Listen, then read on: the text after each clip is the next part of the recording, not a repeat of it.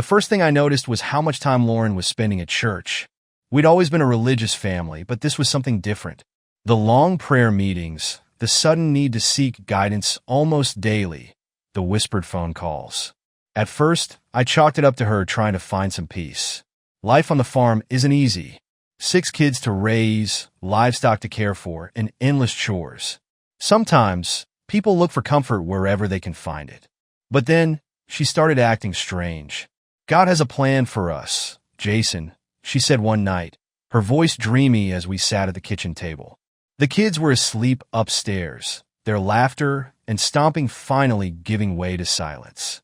Lauren stared at me with a peculiar light in her eyes, a fervor I hadn't seen before. Of course he does, I said, setting down my coffee. He always does. No, I mean a special plan, she insisted, leaning forward. Pastor Paul says, God speaks to those who are truly chosen. And I think I'm hearing him, Jason. I think he's calling me to something bigger. I frowned. Pastor Paul was new in town, a self-proclaimed modern prophet who'd taken over the pulpit at our small church. From the start, there was something about him that didn't sit right with me. Too slick, too charming. He had a way of turning every sermon into a performance, his booming voice echoing through the wooden pews as he made promises of miracles and divine favor. Lauren, I said carefully, we need to be wary of anyone claiming to speak directly for God. That's not how this works. Scripture is clear about Jason, she interrupted, her tone sharp. Don't you dare question my faith. I've been praying for weeks, and this is real. I can feel it. I dropped the subject that night, but the uneasy feeling stayed with me. In the weeks that followed, Lauren's behavior grew more erratic. She stopped helping with the farm chores, claiming she needed time to commune with God. She missed meals with the kids, spending hours in her room reading obscure religious texts Pastor Paul had given her. And every time I tried to talk to her about it, she dismissed me with the same eerie certainty. God is working through me, she said once, as if that explained everything. But the final straw came when I walked into the barn one afternoon and found her on her knees, not in prayer, but in the arms of Pastor Paul. The sight stopped me cold. Lauren's hands were tangled in his shirt, her face tilted up toward his, as if he were the Savior himself. His hands were on her waist, pulling her close, and the look on his face was anything but holy. What the hell is this? I demanded, my voice cutting through the humid air. They broke apart like startled animals, their faces flushed with guilt. Lauren stood quickly, smoothing her skirt, but she didn't look ashamed. If anything, she looked defiant. Jason, she said, her voice calm and steady. I can explain. Oh, I'd love to hear it, I said, my fists clenched at my sides. Because from where I'm standing, it looks like you've been spreading the word in a way I didn't agree to. Pastor Paul stepped forward, his hands raised in a placating gesture. Brother Jason, he began, his voice smooth and practiced. I understand how this must look, but you have to believe me when I say this is part of God's plan. God's plan? I repeated, incredulous. You're seriously going to stand there and tell me God told you to sleep with my wife? Lauren placed a hand on his arm, as if to steady him. Jason, please. This isn't about betrayal. It's about obedience. Pastor Paul has been helping me understand my role in God's divine purpose. And that involves adultery? I shot back, my voice rising. Are you out of your mind? Her expression softened, as though she pitied me for not understanding. Jason, you're thinking with your human mind, not your spiritual one. Pastor Paul explained everything to me. God speaks to him. And through him, he's revealed that my journey requires me to step beyond the bounds of traditional marriage. This is about faith. My faith? My faith was in shreds. I turned to Pastor Paul, who had the nerve to stand there with a sanctimonious look on his face. You slimy bastard, I said, taking a step toward him. You come into my house, my family, and twist my wife's mind with this garbage? Get out now. Jason, you don't understand. Lauren cried, stepping between us. This isn't just about us. It's about the greater good. Pastor Paul says, I don't give a damn what Pastor Paul says. I roared, my patience snapping. He's a fraud, Lauren. Can't you see that? He's using you. Her face hardened, and for the first time, I saw real anger in her eyes. How dare you, she hissed. You've always been small-minded, Jason. Always too wrapped up in your farm and your rules to see the bigger picture. God is working through me, and you're too blind to accept it. I stepped back, the weight of her words hitting me like a physical blow. The woman I'd married, the mother of my children, was gone. In her place stood a stranger, a zealot who had traded reason for blind devotion. And as much as I wanted to shake her, to scream at her until she saw the truth, I knew it was useless. Fine, I said finally, my voice cold. If that's how you feel, then you can leave. Take your divine purpose and your snake oil preacher, and get off my farm. Her eyes widened, and for a moment, I thought she might fight back. But then she straightened, her chin lifting with defiance. You'll regret this, she said, her voice low. God doesn't abandon his chosen ones. Good, I said, turning away. Then he could take care of you, because I'm done. As I walked out of the barn, my heart felt heavy, but my resolve was firm. Lauren had made her choice, and I wasn't going to stand by and let her destroy our family in the name of some false prophet. What came next wouldn't be easy, but one thing was certain. The woman I loved was gone, and there was no getting her back. It didn't take long for Lauren to escalate her madness. At first, she kept her distance. After the confrontation in the barn, I assumed she'd leave, that she'd pack her things, take the kids, and move in with someone from Pastor Paul's cult. But she didn't. She stayed. She cooked meals, played with the kids, and tended to the farm as if nothing had happened. It was a facade, of course. Beneath the surface, she was scheming, and I could feel it in every tense silence and every sidelong glance. I didn't have to wait long to find out what she was planning. One night, while the kids were in bed and the moon hung high over the fields, Lauren approached me in the living room. She sat down across from me, her hands clasped in her lap, her expression earnest. Jason, she began, her voice soft. I've been praying about this, and I believe God has a path for you too. I set my coffee mug down, my jaw tightening. What's that supposed to mean? She leaned forward, her eyes shimmering with the same unsettling fervor that had been haunting me for weeks. Pastor Paul says your resistance is just a test. That if we work together, if I guide you, you'll come to see the truth. And what truth is that? I asked, my voice low. That God is speaking to us, she said. That we've been chosen, Jason. You, me, and the kids, but we can't move forward if you keep fighting his will. Her words sent a chill down my spine. This wasn't just a misguided phase. She was trying to pull me into the same twisted web she'd fallen into. I'm not joining that cult, I said firmly. And neither are the kids. I don't know what kind of nonsense Pastor Paul has been feeding you, but I'm not buying it. It's not nonsense, she snapped, her voice rising. This is bigger than us, Jason. Don't you see? We've been called to do something extraordinary. By extraordinary, do you mean throwing our lives away so you can follow some fraud preacher? I shot back. She stood abruptly, her chair scraping against the floor. You're blind, she hissed. You think your farm, your money, your rules are enough to save us? They're nothing without God's blessing. In the weeks that followed, Lauren's behavior grew even more erratic. She started spending money recklessly, cash disappearing from the safe, unusual charges on the credit card. When I confronted her, she didn't even try to deny it. It's for the church, she said simply, as if that justified everything. The church? I repeated, incredulous. You're stealing from your own family to fund that scam? It's not stealing, she said, her tone calm, but her eyes blazing. It's tithing. God calls us to give freely, Jason. You wouldn't understand. That was when I started locking things up. The safe got a new combination. The credit cards were canceled, and I opened a new account under my name alone. I thought that would be the end of it, but Lauren was more resourceful than I'd given her credit for. One day, I came home from the fields to find her rummaging through my office drawers. She froze when she saw me, her hand halfway to the petty cash box I kept for emergencies. What the hell do you think you're doing? I demanded. She straightened, her expression unrepentant. Looking for what's mine, she said. Yours? I laughed bitterly. Lauren, this is my farm, my money. Everything we have I built with my hands while you were off chasing your divine purpose. She stepped closer, her voice dropping to a dangerous whisper. You're selfish, Jason. All this talk about what's yours, what you've built. None of it matters if you're not using it to serve God. Pastor Paul says Pastor Paul can go to hell, I snapped. Her hand shot out, slapping me across the face before I even realized she'd moved. The room fell silent, the air between us crackling with tension. For a moment, I saw something flicker in her eyes, shock, regret, maybe even fear. But then it was gone, replaced by cold resolve.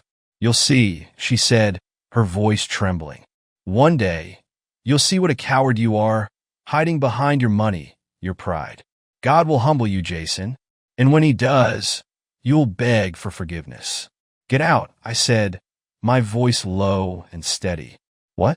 You heard me, I said, pointing toward the door. Get out of my office. Get out of my house. You're not welcome here anymore. She hesitated, her defiance faltering. You can't do this, she said finally. This is my home too. Not anymore, I said. Go live with Pastor Paul if you think he's so great. But you're not taking another cent from me or this family. I locked the office door behind her that night, but I didn't sleep. Instead, I sat at my desk, staring at the financial records Lauren had been trying to steal. The numbers didn't lie. Over the past month, she drained $1,000 from our accounts, funneling it into donations for the church. And for what? To line Pastor Paul's pockets? To buy more of those ridiculous prophetic books he peddled to his flock. I clenched my fists, the anger bubbling just beneath the surface. Lauren had always been headstrong, but this was different. This wasn't just rebellion. It was betrayal. The next morning, I called the bank and froze every account she had access to. I changed the locks on the house, told the kids not to let their mother into my office under any circumstances, and even installed cameras around the property. Lauren didn't take it well. You're punishing me for following God, she shouted that afternoon, her face red with fury. No, I said calmly. I'm protecting my family from you. The house became a battlefield, every interaction charged with tension and mistrust. The kids started noticing, their innocent questions cutting deeper than any of Lauren's accusations ever could. Daddy, why is Mommy so mad? Sarah, our youngest, asked me one night as I tucked her into bed. I forced a smile, brushing a strand of hair from her face. Mommy's going through a tough time, I said, but don't worry. Everything's going to be okay. I didn't believe it, but I couldn't tell her that. Lauren, meanwhile, grew more desperate. She started sneaking out at night, and I knew where she was going. Pastor Paul's church had become her sanctuary, her escape.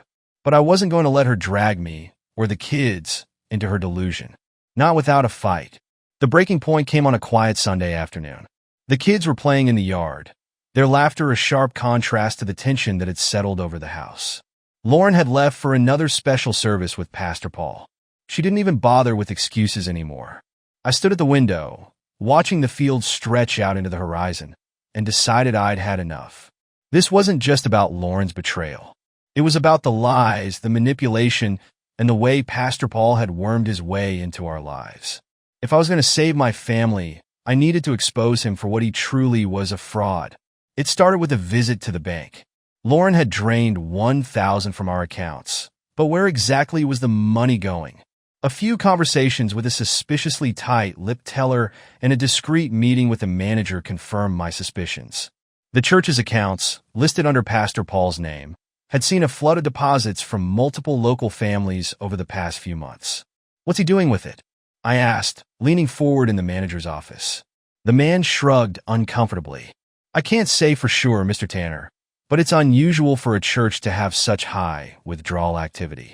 Large sums taken in cash. My jaw tightened. Whatever Paul was up to, it wasn't godly. Next, I visited the Jacksons, a family from our congregation. They'd stopped attending services a month ago, and the rumor was that they'd had a falling out with Paul. Mary Jackson greeted me at the door, her face lined with worry.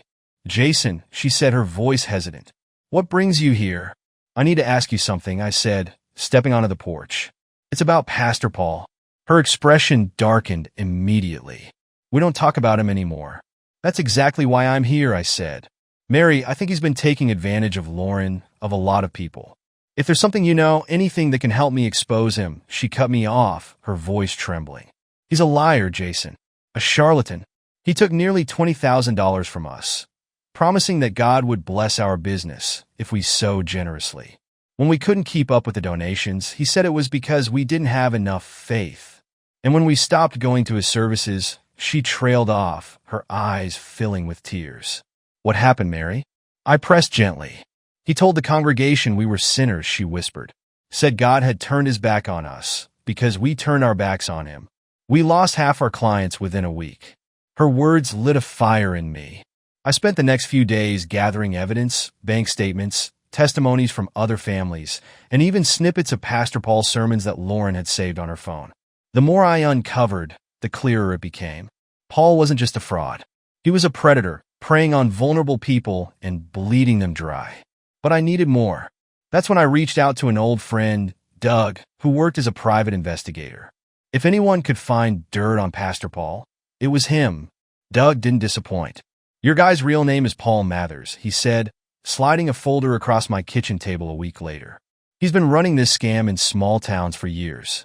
Sets up a church, preaches about divine blessings, takes what he can, and skips town when things get too hot." I flipped through the documents. There were court records, complaints from former congregants, and even a few mugshots. "What about the money?" I asked. Doug smirked. "He's got an offshore account in the Cayman Islands. That's where most of it's going. And here's the kicker. He's not just taking money from the congregation. He's been funneling donations into personal expenses, luxury hotels, high-end suits, even a private jet rental." The anger I'd been holding back erupted in a bitter laugh. "And they think he's a prophet." Armed with the evidence, I confronted Lauren the next time she returned from one of her services. She walked into the house with the same serene expression she'd worn for weeks, but it vanished the moment she saw me sitting at the kitchen table with Doug's folder in front of me. "What's this?" she asked, her voice wary. "Take a look," I said, sliding it toward her. She hesitated, then opened the folder. Her face paled as she flipped through the documents. This isn't real," she stammered. "It's lies." Pastor Paul, I interrupted as a con artist, Lauren. "He's been using you, just like he's used everyone else. The Jacksons, the Smiths, half the town, for God's sake. He's not a man of God. He's a thief." She shook her head, tears streaming down her face. "No, you don't understand. He's helped me. He's shown me things." "He's shown you nothing but lies," I said, my voice rising. "And you fell for it. You let him destroy our family, take our money, and manipulate you into believing you were special. But you weren't special to him, Lauren. You were just another mark."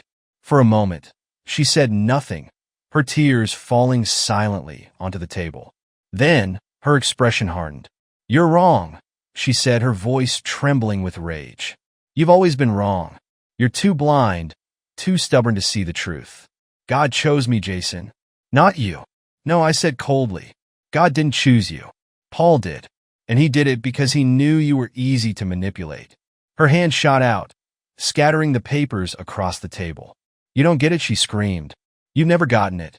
"Maybe not," I said, standing, "but the sheriff will." The room fell silent as my words sank in. "What?" she whispered.